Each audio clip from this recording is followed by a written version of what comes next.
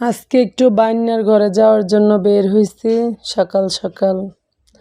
Hello everyone, আসসালামু আলাইকুম। তোমরা কেমন আছো? নিশ্চয়ই ভালো আছো, আমরাও ভালো আছি। তো বাইন্যার ঘরে যাওয়ার জন্য এই যে সিএনজি স্টেশনে চলে আসলাম সিএনজি নেওয়ার জন্য। তো এই যে সিএনজি পেয়ে গেলাম। দেন আমি চলে যাচ্ছি আমাদের গ্রাম কুলিয়াচর যাব। তো কুলিয়াচর যাওয়ার পথে আমাদের বাড়িও পড়বে, সেখান থেকে আমার কাকা কাকি ওরাও যাবে আমার সাথে। তো হঠাৎ করে আমার চাচাতো বোনের বিয়ে ঠিক হয়ে গেছে। তো গয়না বানানোর টাইমও নাই। তো কাকা বলতেছে যে কিছু গয়না দেবে মেয়েকে, তো সেই জন্য ফোন দিয়েছিল যে যাওয়ার জন্য। পরে আমিও তাড়াতাড়ি গেলাম আর দাদাকে ফোন করে দিয়ে গিয়েছিলাম কিছু 22 ক্যারেটের মধ্যে গয়না কালেকশন রাখার জন্য। পরে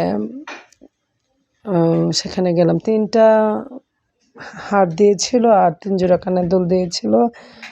এগুলো থেকে আমরা কালেক্ট করেছি আর কি, যেটা পছন্দ হয়। তো মেয়ের বাড়ি থেকে কোনো কিছু চাই নাই, ছেলের বাড়ি থেকে।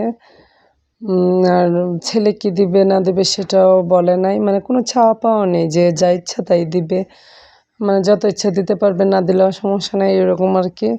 তো ছেলের বাড়ি থেকে তো দিবেই। তো আর মেয়ের বাড়ি থেকে কাকা বলতেছে যে অন্য কিছু দিয়ে লাভ নেই, আমি মেয়েকে কানের আর গলার দিয়ে দিব।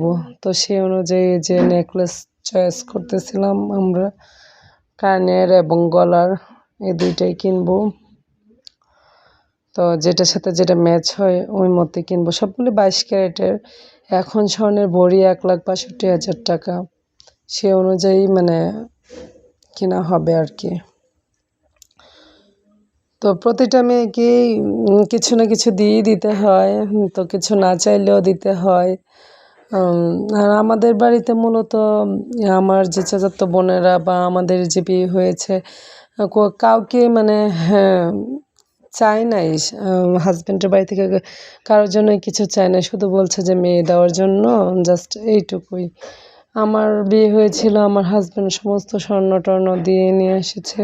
আমার আব্বু পরে ফার্নিচার দিয়ে দিছে এই আর কি। তো আমার ছোটো বোনের ওইভাবে বিয়ে হয়েছে, আমরা ফার্নিচার দিয়ে দিছি, মানে আমাদের প্রত্যেকটা বোনকে দিয়েই নেয়, না দিয়ে বিয়ে হয় না। তো আর এই চাচাতো বোনের চাচাতো বোন আর কি, তো তারও বিয়ে ঠিক হয়েছে।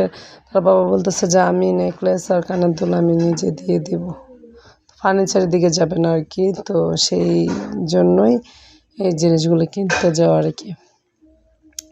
মেয়েদেরকে বড় করে একটা সময় পরের বাড়ি দিয়ে দিতে হয়, আর সেই পরের বাড়ি সবচেয়ে আপন হয়ে যায়।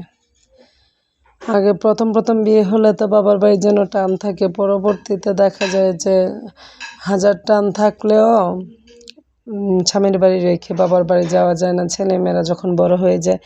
আমি তো একটা সময় বাবার বাড়িতে অনেক থাকতাম, এখন আর ছেলেমেয়েরা স্কুলে পড়ে, আমি এক রাতের জন্য গেলেও মানে আমার টেনশন কাজ করে।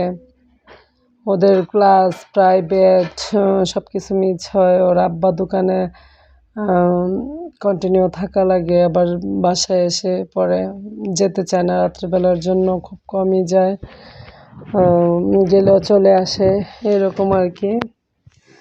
তো এটাই আশ্চর্য লাগে মেয়েদের জীবনটা, পরের বাড়ির জন্য মেয়েদেরকে পালতে হয়, সে পরের বাড়িতে আবার চলে যায়, সেই বাড়ি তাদের চির আপন হয়ে যায়। তো চেনগুলি দেখতেছিল, ওর এক মামি গিয়েছিল, সে চেনগুলি দেখতেছিল। আর আমাদের যে গয়নাগুলি পছন্দ হয়ে গেছে, আংটি দিতে হয় ছেলেকে, নাহলে চেন দিতে হয়, সেজন্য আংটিও একটা নিল। আর এই গয়নাটা পছন্দ হয়েছে, সেজন্য হিসাব করতেছিল যে কত রেট এসেছে। আর ফাইনালি আমরা এই গয়নাটা পছন্দ করেছি। তো